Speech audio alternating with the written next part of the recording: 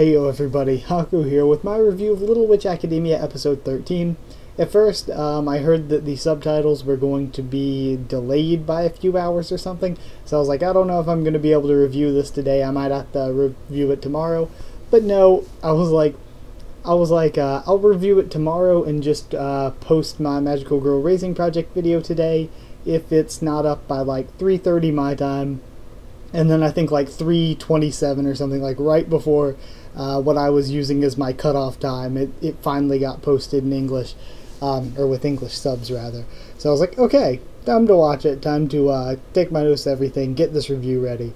So yeah, also earlier this week they actually released a trailer, at least I think it was earlier this week, they released a trailer for the second half, and it looked really cool. It seemed like they were showing off some new opening and ending music. In which case, I'm very excited for that, because you guys know I love anime openings and endings. They are some of the biggest, most important things in anime that really draw me to it. So I'm very excited for that, especially because if that's the new opening song, that sounds really, really good. Like, I love the current opening, but the more good openings, the better. So, yeah, if that's the new opening song, I am really, really excited for it. So starting off the episode, we have again, Susie's lewd vor fetish going on. Akko wants to make Vaharoi laugh, and wants to make everyone happy. She's learned her lesson about why Chariot wanted to do magic, and it's to just let loose, smile, have fun. So Akko tells her plan to waifu Ursula. Ursula is a besto. Next up, when Akko's getting bullied, Susie's neck cracking was killing me. That sound was a bit rough, but it was a funny scene. Lotte actually, I like the stuff. They did multiple good Lotte character scenes, even just small stuff. I like just showing how she was bothered by the bullying, and Akko has taken it as more motivation and has been training like all her free time, night and day. Then they find out that, Ursula finds out that Vaharoi is actually Princess Vaharoi of the Book Kingdom. So then she keeps on researching. We have a 3-week time skip.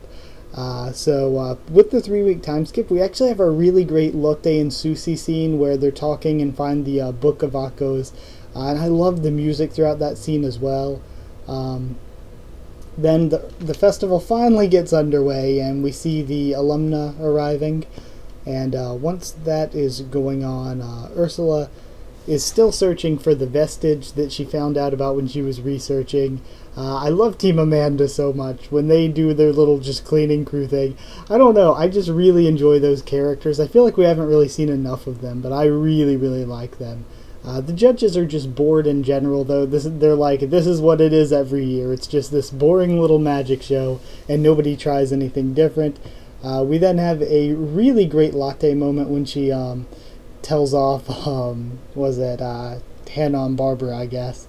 Akko is still training. We see the Diana's team summoning thing, and that was really, really well animated. That was pretty beautiful.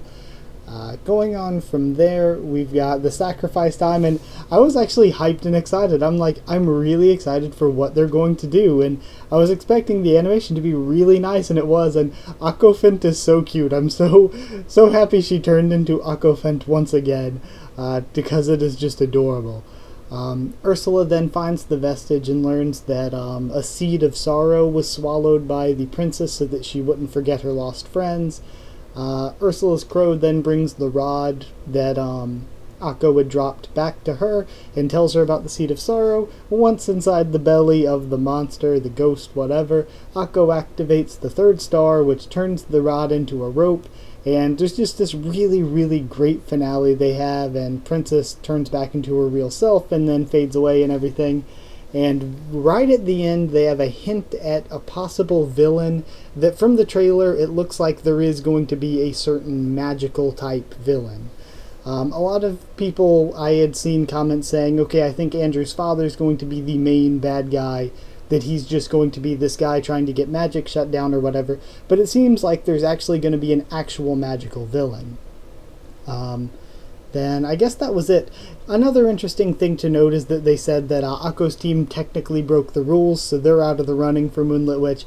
But I don't know. I feel like something more may go on there because I'm not sure. I was expecting to see that all concluded this episode, but it'll be interesting to see what happens if they do any more of it next episode, or if they're just like, oh yeah, they gave it to Diana, whatever.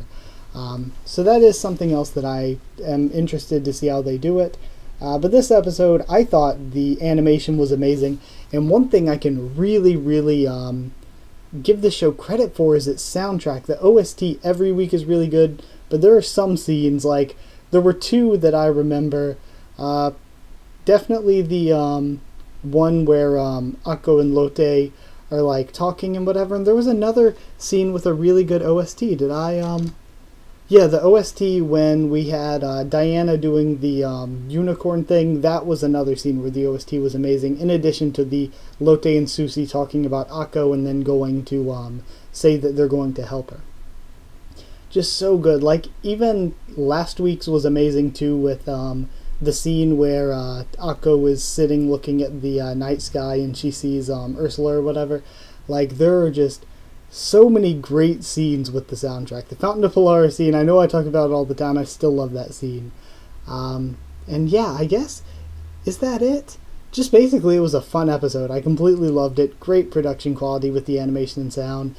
For a score, I don't know if I want to give it a perfect score, but it's damn near close, so I'm just going to give it a 9.5. 9.5 Seeds of Sorrow out of 10. I almost was about to say weird vor fetishes, but I think I did something along those lines last week. But either way, that's it. So I hope you did like the video. Like if you did like the video. Comment down there. Tell me what you thought of this week's episode and what you thought of my thoughts on it. Subscribe for more Little Witch Academia. A bunch of other things on the channel. We're going to be covering Boku no Hero Academia, Attack on Titan, and Clockwork Planet when it comes to anime this season. Follow on Twitter if you want, and I'll try to keep you updated there and stuff on the channel. That is it. So thank you once again for watching, and I'll see you all next time.